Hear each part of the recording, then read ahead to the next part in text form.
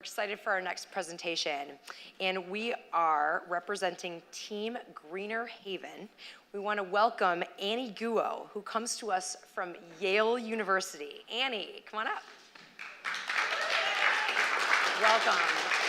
We hope you're excited for your presentation. You ready to go? Psyched. Okay, turn the stage over to you. Take it away. Hello. Oh, it went back. That's not where we were. That's not the start. Okay. Hi, everyone. My name is Annie, and I represent a multidisciplinary team hailing from Yale University. We span the schools of architecture, management, forestry, and environmental studies, and we're super excited to share with you our solution to a very wicked problem in our community.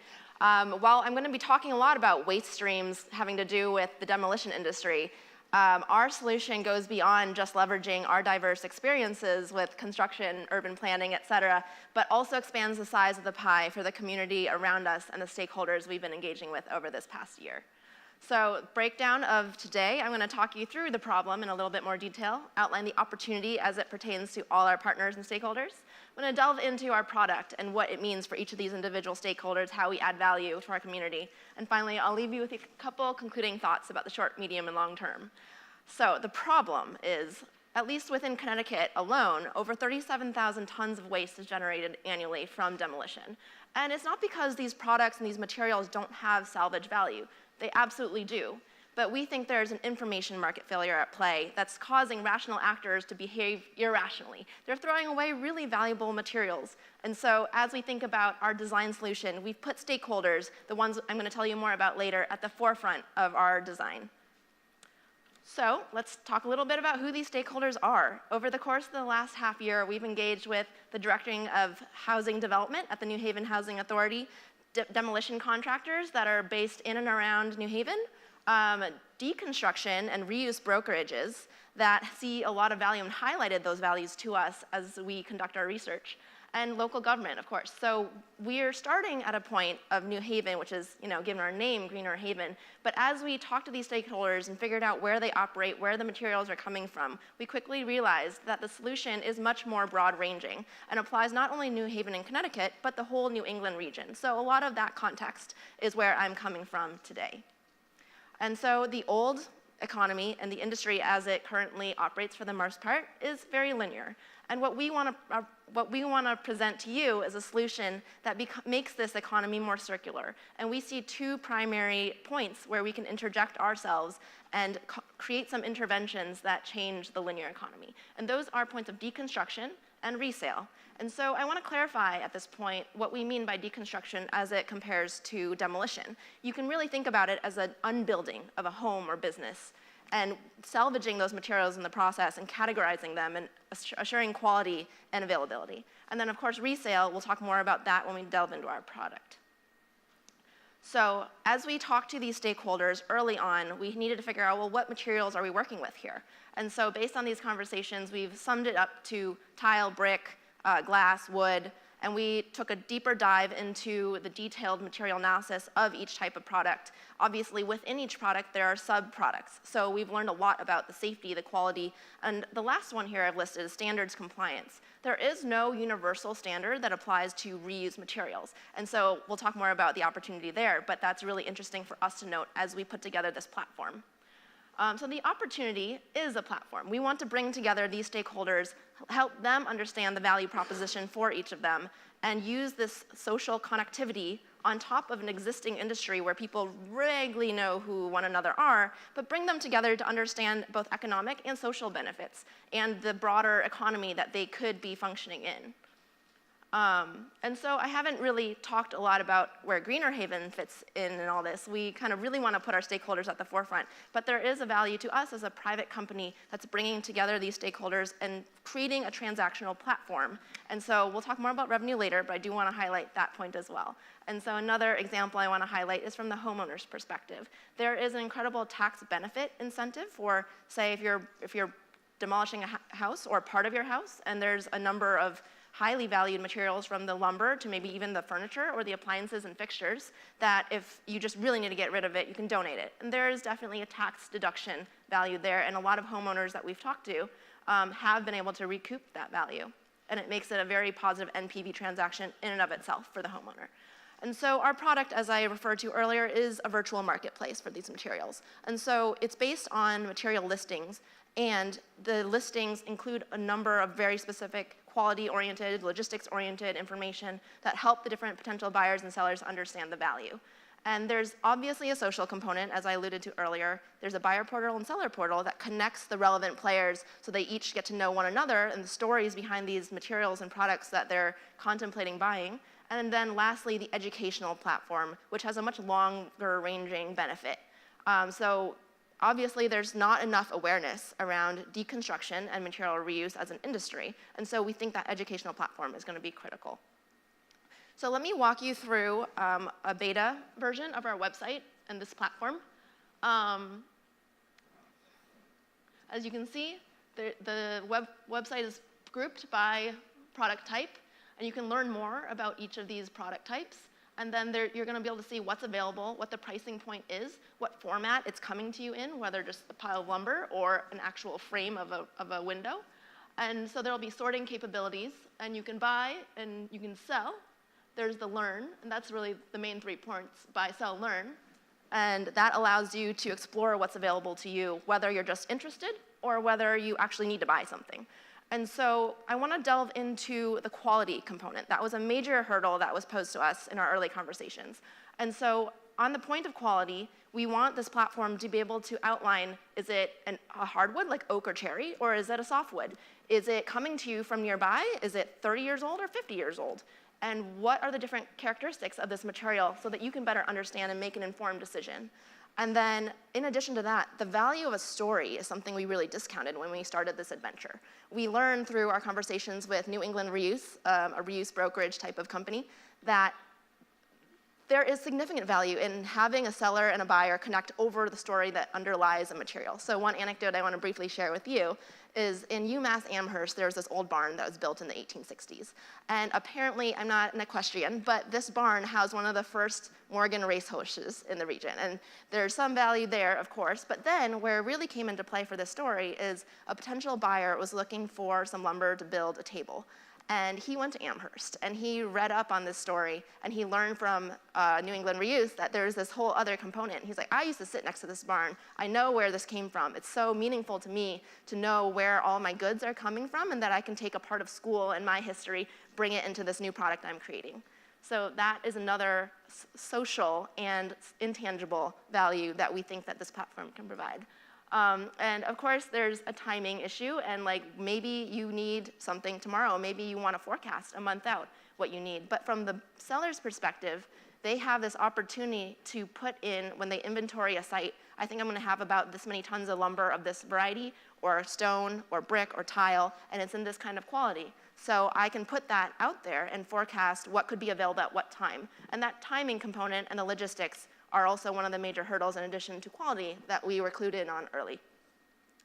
So basically, in summary, the barriers and challenges that I've outlined are quality, logistics, timing, stickiness, which is why we play up the stakeholder-first social aspect of our platform, logistics and storage. And I also want to note that platforms like this have been proposed before. The Connecticut Department of Energy and Environmental Protection, recognizing the waste that generated, tried to launch something like this in the early 2010s. It failed. And as we looked into why it failed, that's how we started on this social network and stakeholder engagement side. It did not become a sticky platform. People didn't understand the value, and that's what we want to propose through our education aspect of the platform, in addition to just having this be a transactional experience. So the educational platform, and I want to bring back something I alluded to earlier, is a good starting place for collecting information about the types and volume of material available, because there is no certification standard that can be applied to the reuse industry. And we think that by collecting data, we can build the baseline for where we're going to start and who's coming to us with that information, who's interested. So at the point where we need stakeholder engagement to develop standards, you know who your stakeholders are. And through that process of collecting data, engaging stakeholders, being a repository for product information, you're going to gain traction and therefore expand the pie. People that didn't know they could play in this space now can. People that are playing now have a broader customer base. So there's a buyer portal and a seller portal. I'm not going to spend too much more time on that. But we also have vetted this, and including the revenues and the costs with some of our stakeholders, including Matt Kling, who's the owner of New England Reuse, who shared with us that anecdote about the barn. And in terms of financials, we're going to be privately organized. Our revenues at the time of our assessment are going to come from a 10% cut of the resold product. And we're estimating about a 70–80% margin. We have very low CapEx due to it being a platform. And this is one example of a commercial enterprise, but I want to jump right to the conclusion here. So there are 3 long-term benefits. 1, in expanding the pie, you engage more stakeholders than you could have otherwise, creating economic benefits for the community. 2, you close the resource loops and you conserve your materials. And lastly, there's the long-term potential of a broader third-party certification standard that can expand the pie for everyone in a country or a region. Thank you.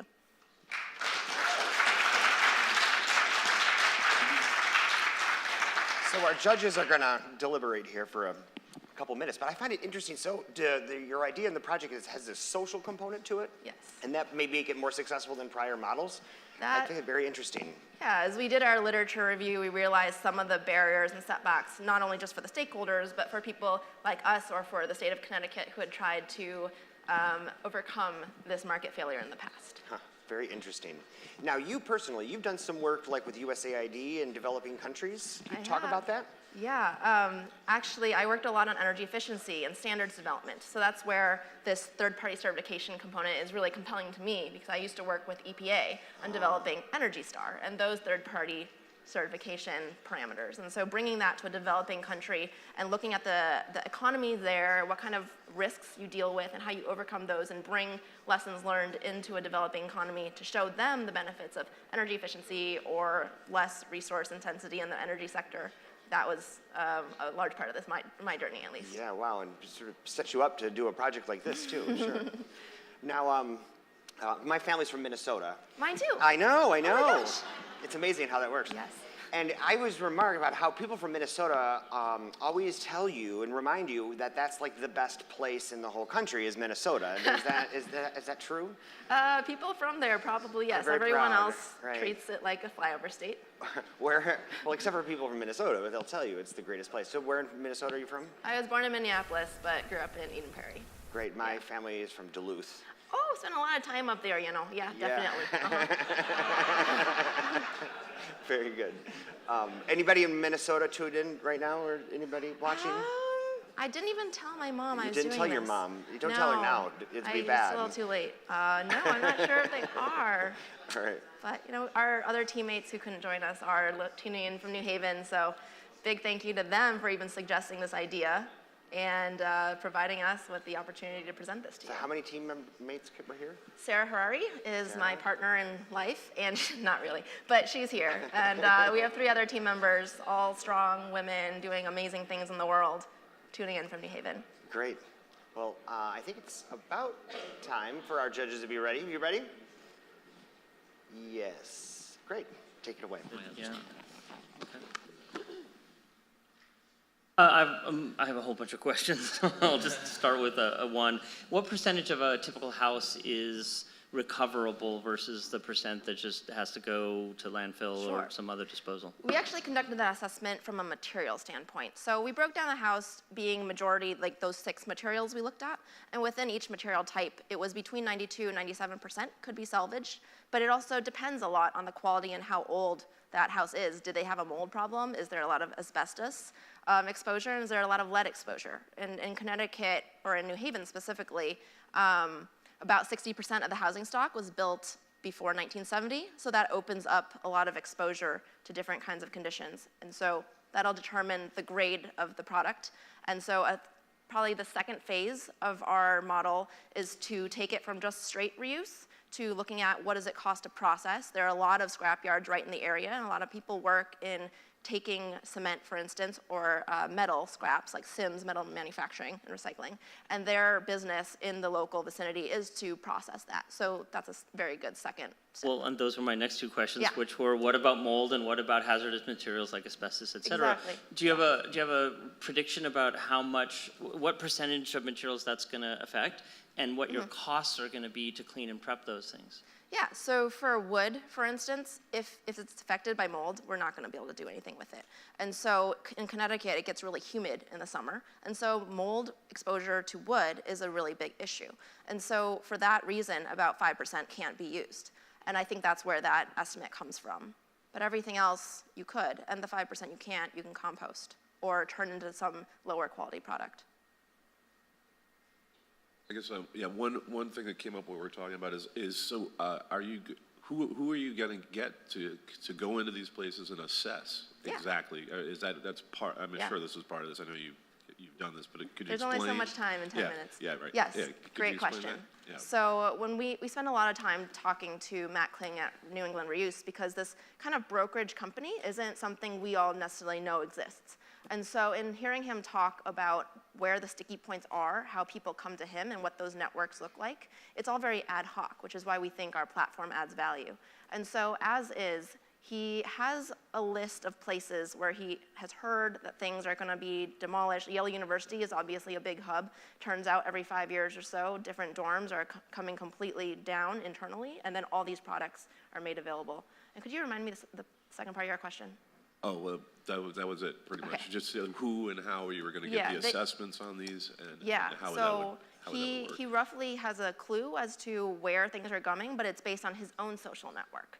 And so he has only a limited number of storage sites, which is why we looked at logistics a lot. Storage is a huge issue, and so if we can get the timing right and deal with the intermittency and the volatility of lumpiness of these material flows, then we can kind of get around that and not use as much of Matt Kling's or anyone else's limited storage space. But another avenue that we want to test in our second phase is there are big metal and scrap yards around our region at least. And so there's probably a cost sharing, benefit sharing opportunity with them. And we talked a little bit to Sims Metal, for instance, to be like, what are you usually getting?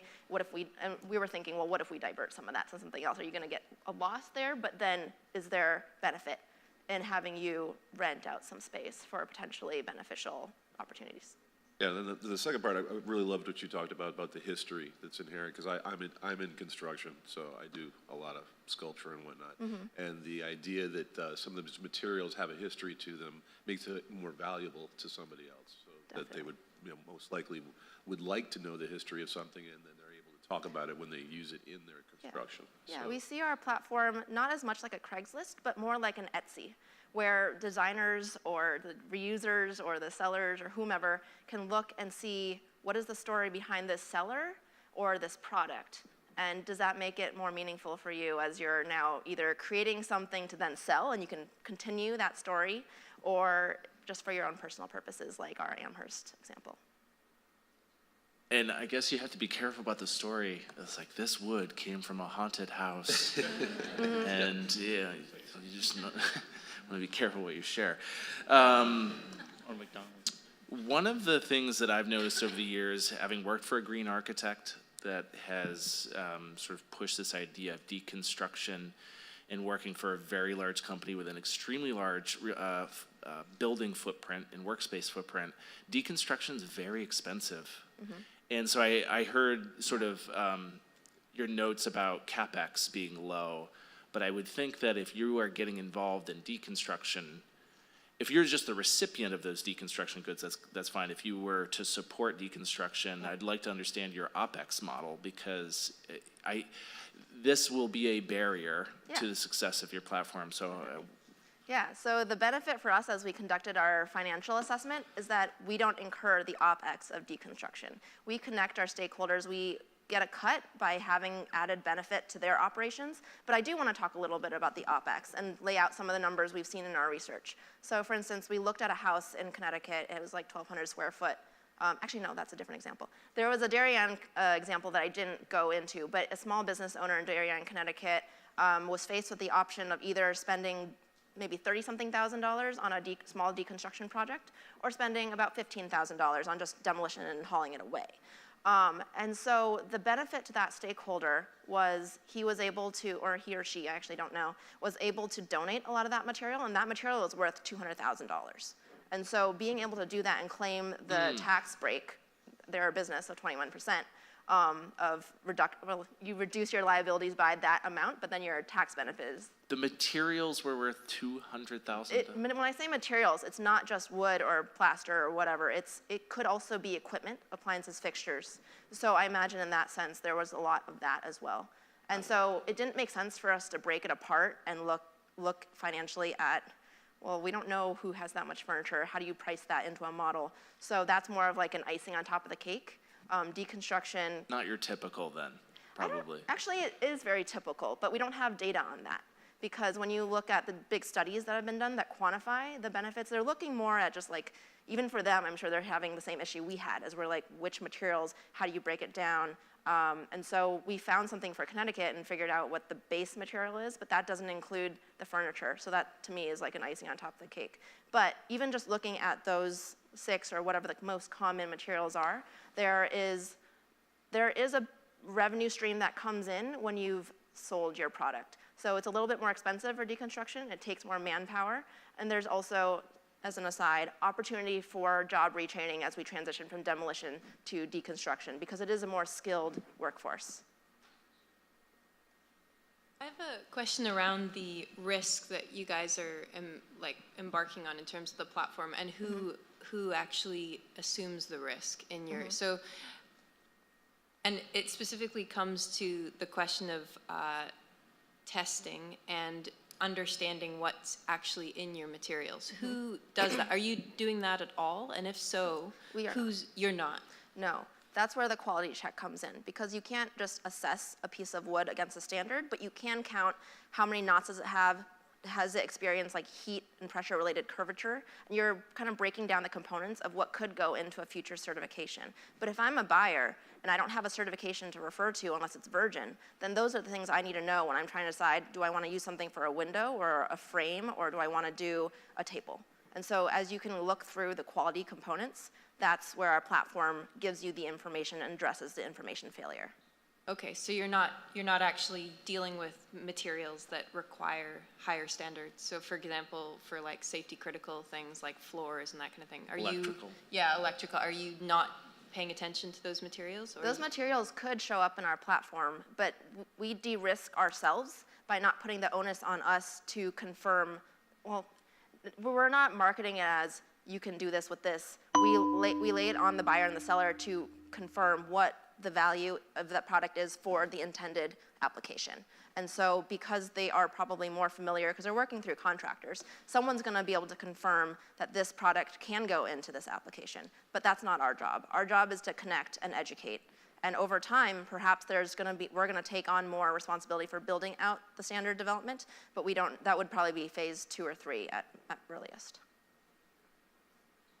Tell me about the education side of things. You showed us a link on your website around Yeah. education. Is it purely an online education experience you're offering? It is, it will probably be on and offline, because as we talk to our contractors, we realize that culturally they're working all the time. You know, they don't have time to stop and think about these things. But Matt recommended, just like do a free lunch thing and have it at my facility or something, like pick an industry stakeholder and have other industry stakeholders come. So it's a mix of the two, because you do need to get people there in person to learn about it. But at the same time, we want a lot of that to be online. So maybe we record things that happen in person, but put them online, because there are other stakeholders out there that might not be in New Haven, Connecticut, or New England even, who need to know that there is value in salvaging these materials. And then the other aspect of that is, how do you do it? And so we get to some of those questions in the quality section of the material by material breakdown, but people need to understand, if you're piecing apart a house and it came from kind of this part of your house, how did that happen, and what does that mean for how you can then use the product? Okay, thanks, judges. Let's hear it one more time for Annie. Thank you. Right, in Greener Haven. Congratulations.